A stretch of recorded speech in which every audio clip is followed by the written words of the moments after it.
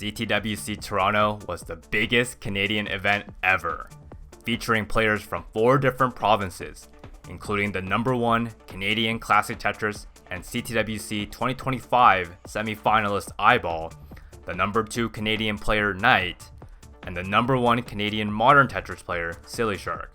But it wasn't just super stacked on the Canadian side. Americans showed up from 10 different states, and they brought some heavy hitters. You had former world champion Fractal, CTWC finalists Meme and Huff, as well as players such as Dangler, Hydrant, and Cole, all of whom having won a regional event and making deep runs at CTWC, placing as high as top 4. The event started with the qualifying, and Canada's #1 managed to take 2nd seed, netting 32 points and the highest score achieved in the qualifiers with 1.635 million. But the #1 seed went to Cole. The next 7 seeds after iBall were also claimed by Americans, as the 11th to 16th seeds were claimed by the Canadians. This division of seeds meant that there would be a lot of American versus Canadian matches in the first round. Now that qualifying is over, it's time to get into the match play of the top 16 round. Matches were best of 5 all the way through, and most matches went in favor of the seeding. Huff defeated DAS player Eliosh, who was seeded 10th with a sweep. iBall defeated fellow Canadian Firedogs, although Firedogs did manage to take a game. Meme was able to coast to the top 8 after defeating Wallbant with a sweep. Cole, Guafi, and Cobra all advanced to the top 8 by sweeping their opponents. And Dangler defeated Hydrant in a match that went to game 4. 7 of the top 8 have been locked in, with iBall being the only Canadian able to make it out. But there was a match in the top 16 that gave the nation some hope.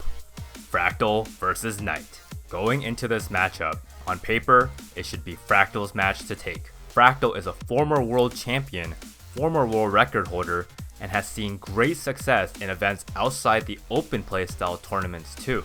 And Knight's best in-person tournament performance was 3rd at Genesis X2, but we play out our matches for a reason. Game 1 starts off strong for Knight, transitioning to level 19 with over a 100k point lead and almost doubling that lead by 29.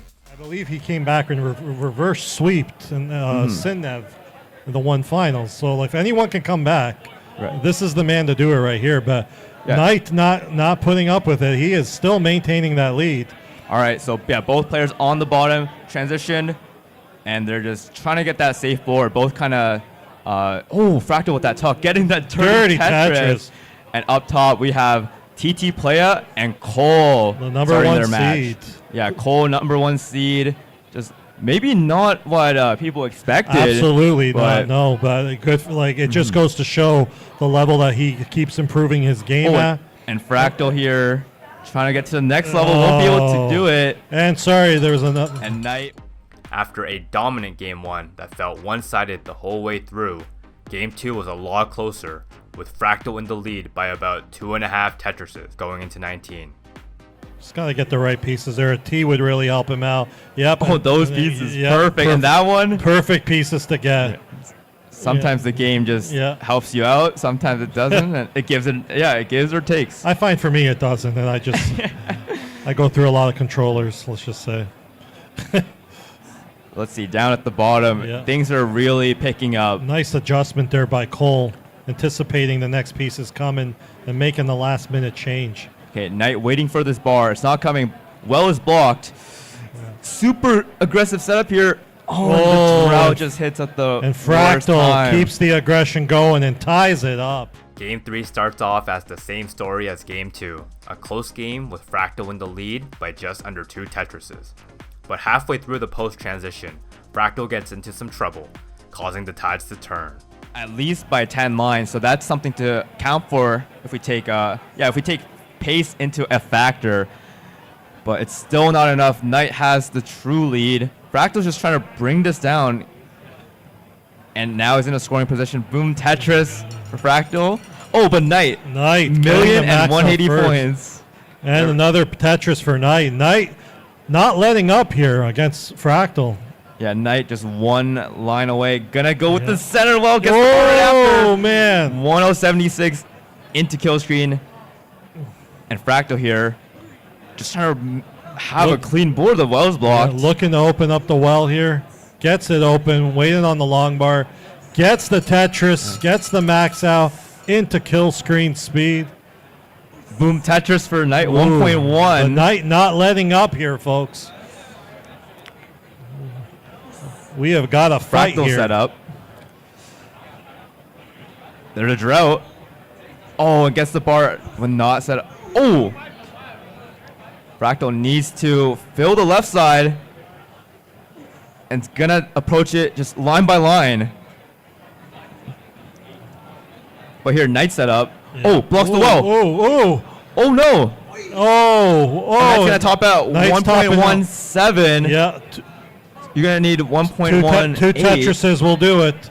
2 and change. 2 and change, yeah. Now just 2. Ooh. So Fractal has been in similar situation, right? Previous World Championships had reverse swept to win that 1 year. Yeah. So I feel like for a player of his caliber, this is where he thrives. Oh, that. It's gonna be really tough to manage this. No. And Fractal can't do it. Knight hangs on, wins game number 3. After a failed chase down in game 3, Fractal now must win game 4 to stay alive in the tournament, and starts off strong with a 4 Tetris lead going into the transition. But things start to get complicated for both players going into level 26. Having to do some digging here and some cleaning. And same with Knight. And Fractal just laughing it off. No stress going on there. Just a diabolical madman here. He keeping that lead. A slight misdrop there. But he has such a great lead that he just burn it down. And he's gonna clean that up, no problem. Because Knight also they're also burning this down, and it's setting up now, trying to up that aggression. We're running out of runway till kill screen where it gets even harder. Ooh. So Knight, there we go, bang, a center well Tetris. Yeah. And Fractal here, just about a Tetris away from maxing out, but the board is not stable. There is, we got some multi-Swiss cheese happening my here, Fractal needs something. Yeah. My gosh. How is he going to handle this? The board climbing. Yeah. And 980. That's the chase down. That is the score to be here for Knight. You need 981 to keep it simple. 3.5 Tetrises. We have 100 or so lines of runway. So it really comes down to how... If Knight gets this chase down, he will eliminate Fractal. Wow.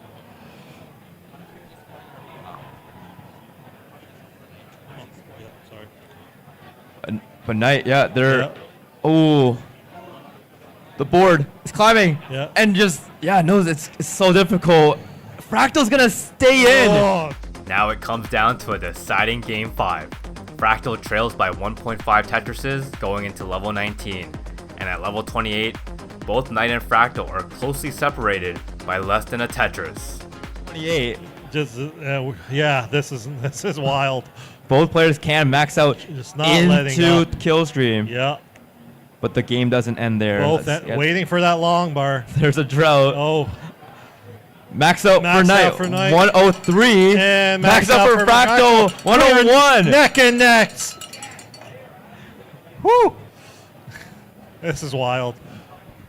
This is where the difference maker is. Fractal just trying to bring it down. Yeah. Knight trying to set up, build out that left. Because one wrong move. Fractal having to go on top of the well. Getting it open. Couldn't get that. Gets a T-spin? And Fractal tops out. And with that Tetris. And Knight's gonna get it! Knight! Defeating the former world champ. She's gonna make it to the top 8. Wow. GG's. Great job, Knight. GG's, Fractal. GG's. And with that, Knight is one of 2 Canadians that advanced to the top 8. In the top 8, Waffy and Cole both advanced with sweeps over Cobra and Dangler respectively. And although Knight was able to defeat one finalist in the form of Fractal against Meme, lightning didn't strike twice. and Meme advanced to the semis with the sweep. So this all leaves one match left to decide. iBall, the #1 Canadian Classic Tetris player, versus Huff, a former CTWC finalist. Game 1 starts with iBall and Huff being neck and neck going into level 19. A little bit past that now, and Cobra is continuing to put the points down. Is up by about three-ish Tetrises depending on the line count. Meanwhile, down at the bottom, iBall transitioning at 582. Huffaluffagus about to transition in one line. It's going to be 560. Can't do it in a Tetris, but still a very respectable transition. Yeah, so iBall is a little bit ahead in lines, but wow, all those quick Tetrises from Huff completely cuts that down, so they're even in lines. And iBall's up by about a Tetris, so it's pretty close on the bottom. Up top, wow, Sillyshark gets a really dirty Tetris there to cut the lead down to, 80,000 points. And Cobra is one Tetris away from a max out. Just, holding out now, building strongly. A little bit of a drought. Oh, and Huff gonna top out. Tops out. After a series of unfortunate misdrops in Game 1, Game 2 starts with players being separated by 1 to 2 Tetrises going to level 19. However, the lead shortened to less than 1,000 points going into level 28. It definitely come down to the 29 transition, as Guafi correctly stated before. Oh, Huff, this is really tough. Huff in a tough situation. Good burns, Gets a Tetris, though. Yeah, both these players at 1.1 now, and, still getting more. Up top, Sillyshark building really high, got that Spire, but some great burns in a Tetris to bring the stack back down. Cobra's up by 55,000 points at this point in time, so with half of the 19 speed left. iBall and Huff both prioritizing, trying to burn this down instead of going for Tetrises. Yeah, Huff is in a very iBall, bad spot right now. iBall unable to get that over, and he tops out 17,000 point lead. Can Huff eke out those points? This is close. It's definitely false. 10,000 more points for Huff. Gets the bar over. Misses the burn. 3K. 3,000 more points. Just a double. It's not going to happen for on. Huff. It's the most there is nothing more stressful in this game than being in the middle of a dig, being so close to the chase down, and Huff just couldn't overcome those nerves. After 2 heartbreaking games in a row, iBall is on match point. But in Game 3, Huff is given a little bit of a break. Yeah, we'll see if you make Fly 22-hour flight. You should be able to make it. Yeah, I mean, iBall really... Oh my gosh, iBall. Something happened. Double flip the bar. Double flip the bar, and now has to burn out of this really high situation, which appeared out of nowhere. Oh, doesn't get the square all the way over. Oh no. He's burning this down. Has to get up something left. Oh, can't get the J over. Gosh. And Huff just needs one Tetris to that's take tough. this game. Now Huff's just waiting for this drought to end.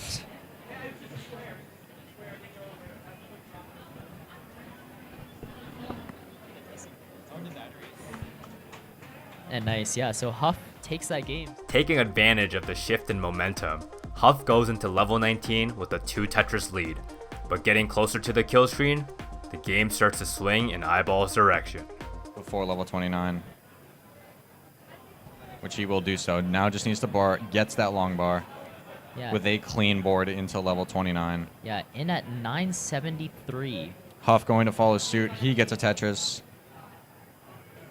Has 3 burns, 2 burns, 1 burn, 0 burns, and a burn into, and a Tetris for Huff. 994. Yeah, 1,000 points separate these two. This is a tight match. Yeah, both of these players. Double max out. Yeah, max out at the same time, and they're just neck and neck right now. Both players doing just a little bit of digging, but nothing they can't handle. Yeah. Do have to keep in mind that iBall has a 10-line lead, so we'll have to see if that plays a factor as these guys get deeper into the 29 speed levels. Yeah, Huff did a little adjustment there, trying to play a more conservative game, and it works out as he gets a Tetris. Yeah. iBall gonna try to answer back with his own. And he does. He's ahead by 200 points I saw there, so it's extremely close. Huff getting some pieces over to the left and just keeping the stack low, keeping it clean. Yeah, both these players not 100% comfortable right now.